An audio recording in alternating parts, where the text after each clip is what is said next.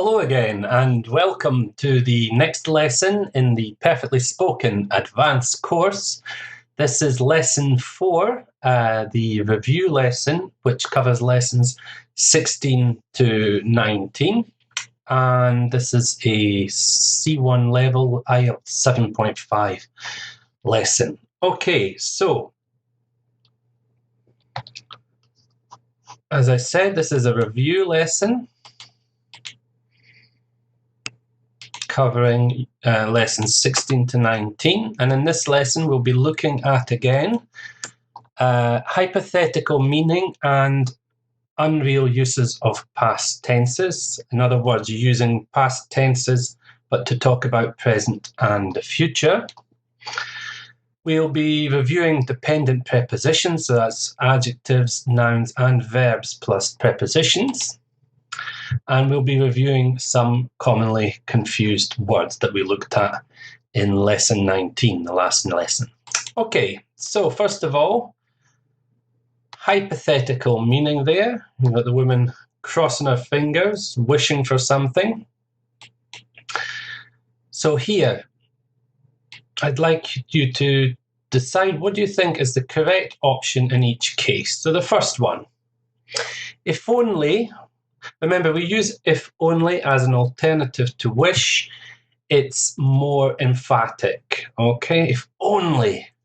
So if only we didn't buy or hadn't bought that expensive car, it's so hard to meet the repayments. To meet the repayments means to pay the installments every month, etc. When you buy a car, often you can't just pay the whole thing in one go. You pay it in installments.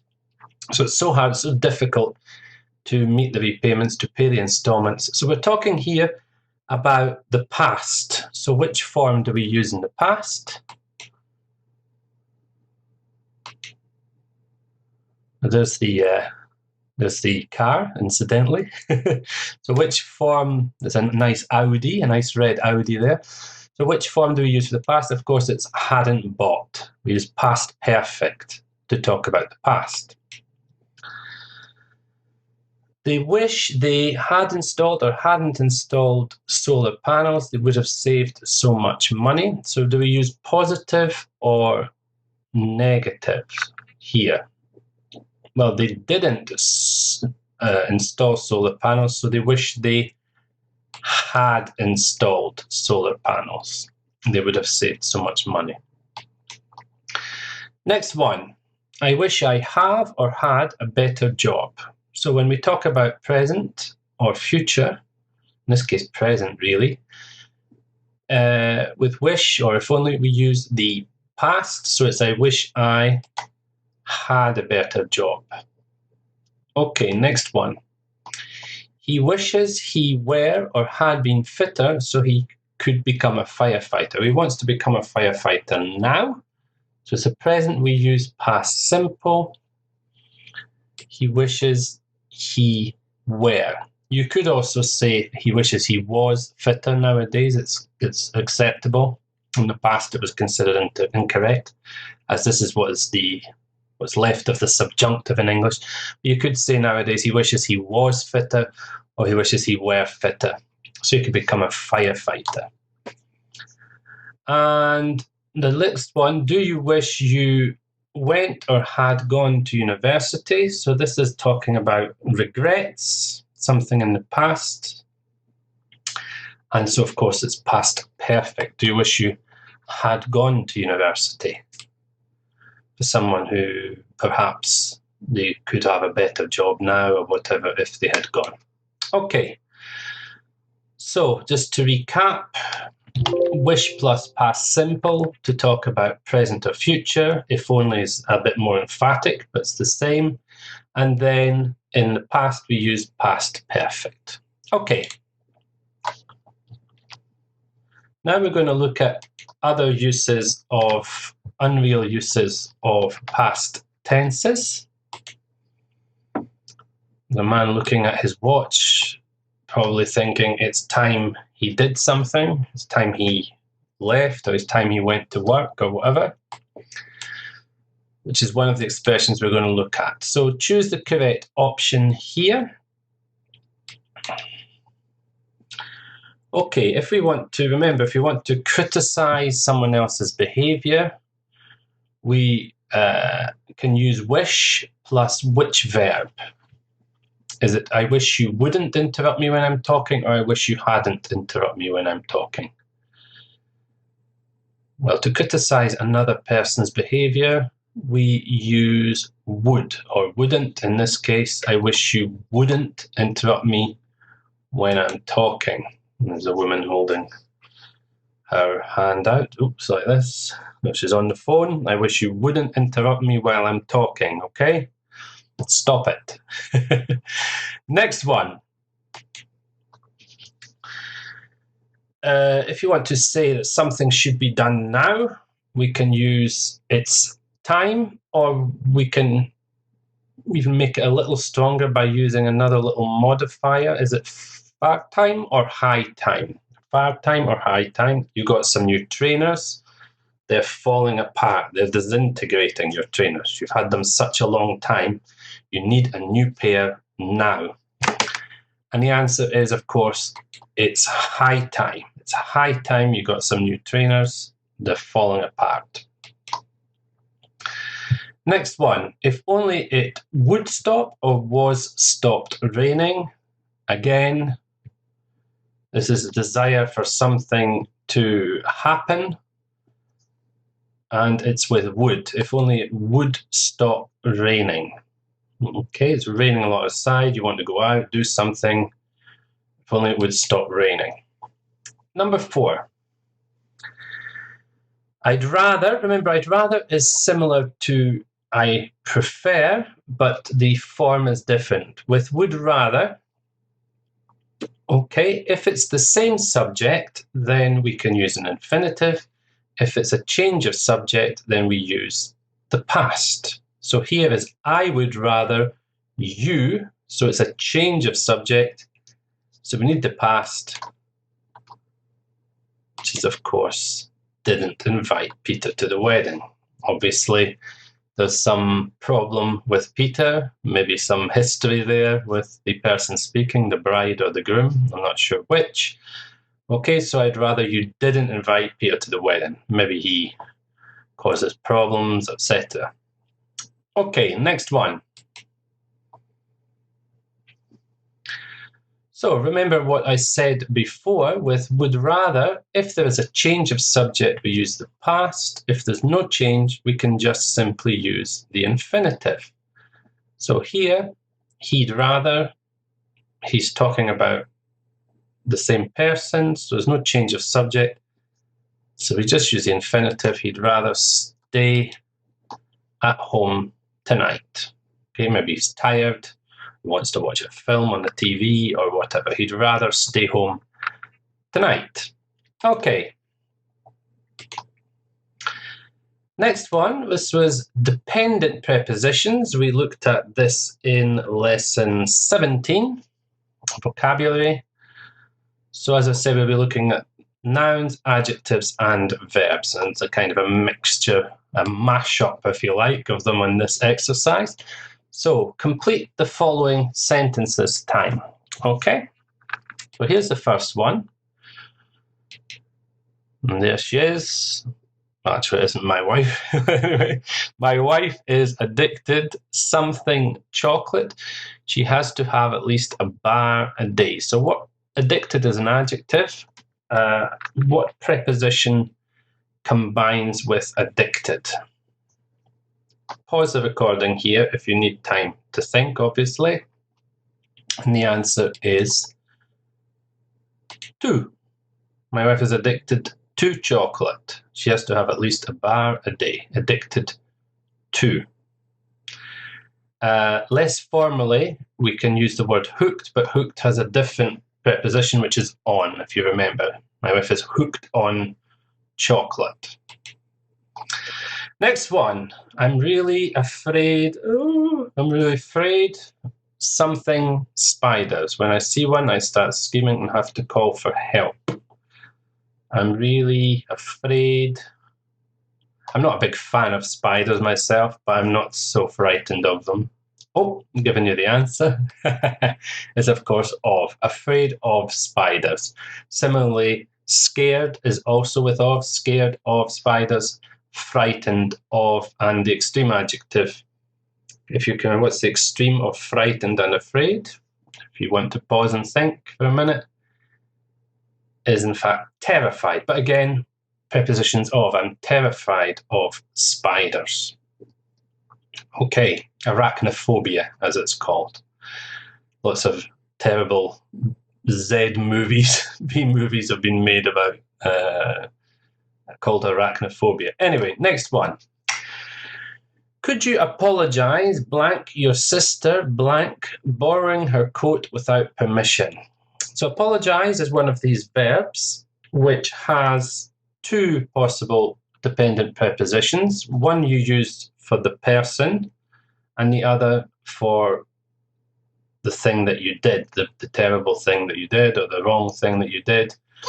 And you apologise to the person, so apologise to your sister, and you apologise for the wrong thing that you did. So you apologise to your sister for borrowing her coat without permission. I have 4 sisters, and often 2 of my sisters are often arguing about these things. Okay.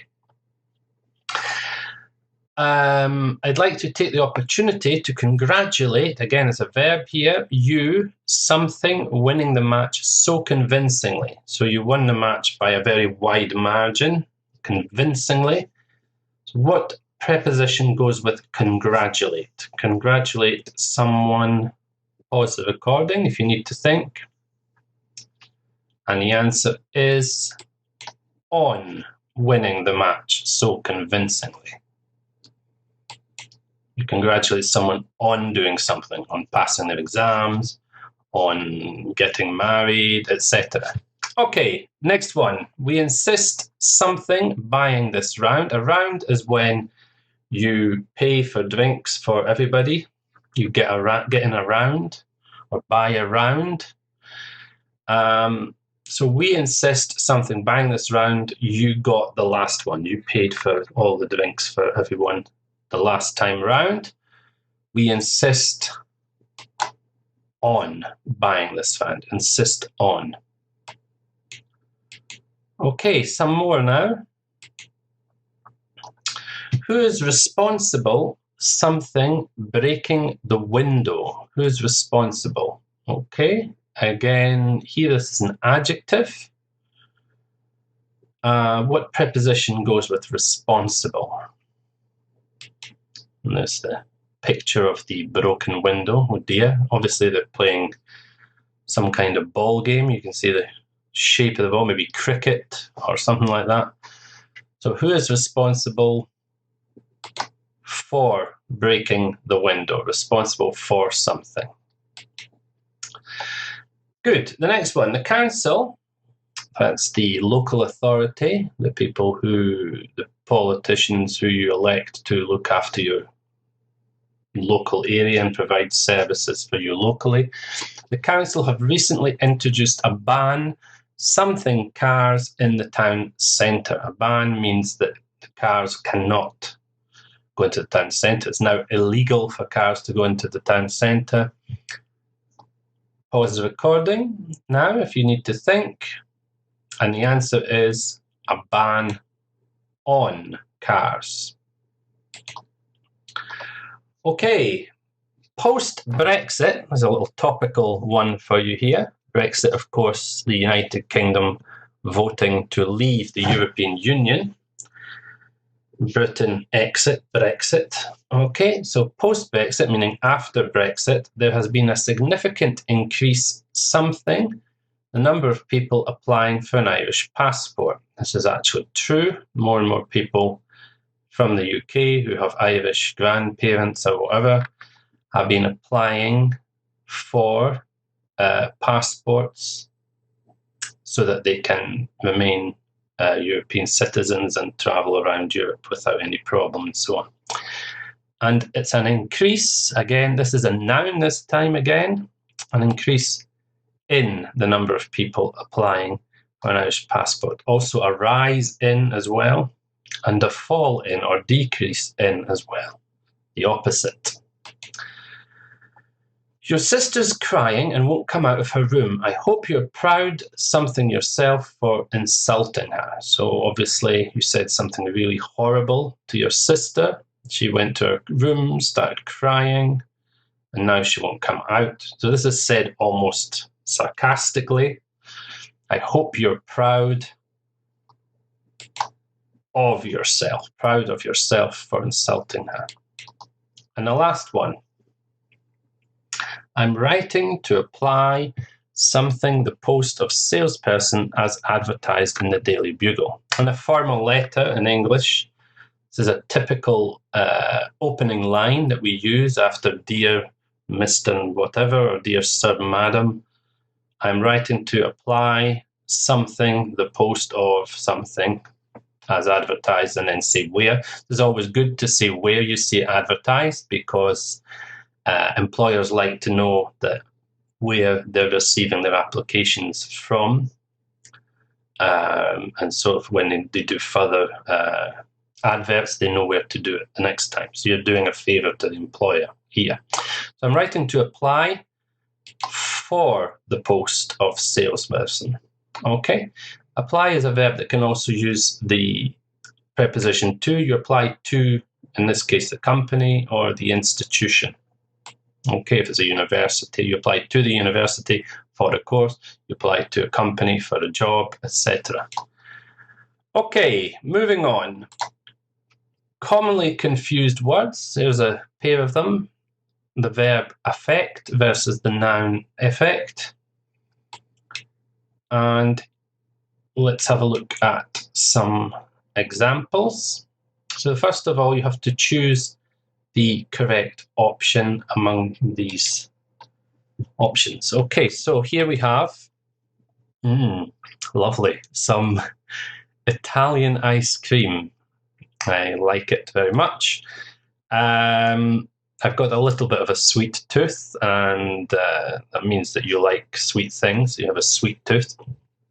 So here, is it, I love desserts or deserts, specially or especially Italian ice cream. So let's take the first one. I love, is it desserts or deserts? And the answer is desserts. Stresses on the second syllable, desserts. And the second one is, of course, especially, more than anything, above all, particularly, especially. Italian ice cream, not specially. Especially means done for a particular purpose, and so on. We'll come to that later. The ones that we don't use in this lesson, this part of the lesson, we'll look at in the next slide. Okay, so Umberto Eco's Is It Historic or Historical Novel? The Name of the Rose was an international bestseller. Actually was converted, made into a film starring the famous Scottish actor, James Bond, Sean Connery, as the main character. I can't remember his name. He was a monk, a Franciscan monk, who was investigating murders in a medieval abbey, a place where monks live. Anyway, very good film and very good novel as well. So is it historic or historical? And the answer is historical. It's about history. Historic means very important, significant. Historical means about history, and this is what we're saying here. Okay, number 3. I felt really ashamed or embarrassed when my mum came to pick me up from the nightclub. Well, ashamed is if you've done something very bad, morally wrong or unacceptable. Embarrassed is something that makes you go all red. You're like, oh my goodness. Which is the correct answer in this case. I felt really embarrassed when my mum came to pick me up from the nightclub. Okay, next one. The defendant denies or refuses being present at the time. So one of them means he said it wasn't him, or she said it wasn't him. it wasn't me,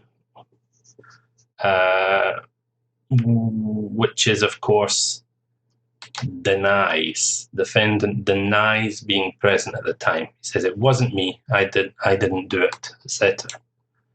And lastly, on this, is it I like a pair of loose fit jeans or loose? Loose or loose? And the answer is, of course, loose. Okay, it's a S sound, whereas the other one is a Z sound. Loose, loose. A loose pair of loose fit jeans. Often if you go into a clothes shop and you pick up jeans, you will see on the label it will say loose fit. It means they're not very narrow and tight, they're quite baggy. Loose fit. Okay, so the words that we haven't used in this particular exercise, have a quick look at them for a minute. And now we are going to use them in this exercise. So this time you have to put in the appropriate word. I'm not giving you the options. You have to try to remember the word. So the Sahara stretches across much of North Africa. So the Sahara is a very dry place with dunes. Here's a nice picture to give you a flavour of it. You've got the nice camel walking there across the dunes, the mountains of sand. D-U-N-E-S, dunes. And of course, the Sahara is a desert, not dessert. It's not something sweet you eat after a meal. It's a desert. Stress on the first syllable. Okay, next one. I had these curtains, something made to match my sofa. So my sofa has a particular pattern or a particular colour, and I have my curtains to look similar to it, to match them. And you got them specially made to match your sofa. Okay. Number 3, you ought to be something of yourself. Imagine doing that at your age. We can speculate about what the person did, but something terrible, something unacceptable, something perhaps morally wrong. You ought to be ashamed of yourself. How could you do that? Terrible. Okay, next one, number 4. Something to be pressured into signing something I don't want to sign. You say, no, I won't do it. Which word means, no, I won't do it? And the answer is, I refuse. I refuse to be pressured into signing something I don't want to sign, a contract or something like this. Next one. Sorry, that should say if they win, not wint. If they win the next match, it'll be a something victory. It will be a very important, significant victory. If, however, the opposite of win, if they something, they'll be out of the tournament. So obviously the first one is historic, a very important, significant victory. And the other is, the opposite of win is lose, not loose, lose. They'll be out of the tournament. So that's all there is for this review lesson. I hope you found it useful. In the next lesson, lesson 21, we'll be looking at a grammar area, relative clauses, so with who, which, whose, etc. Nice little oscillating who there. And so we'll be looking at defining relative clauses. I'll explain a bit more about that in the lesson, some advanced features of it, and also reduced relative clauses where we can leave out the relative pronouns and so on. Okay, so that's what we'll be looking at in the next lesson. As I say, I hope you found this lesson very useful and in terms of consolidating what you learned in the previous lessons. Take care and thank you for tuning in, and bye-bye for now.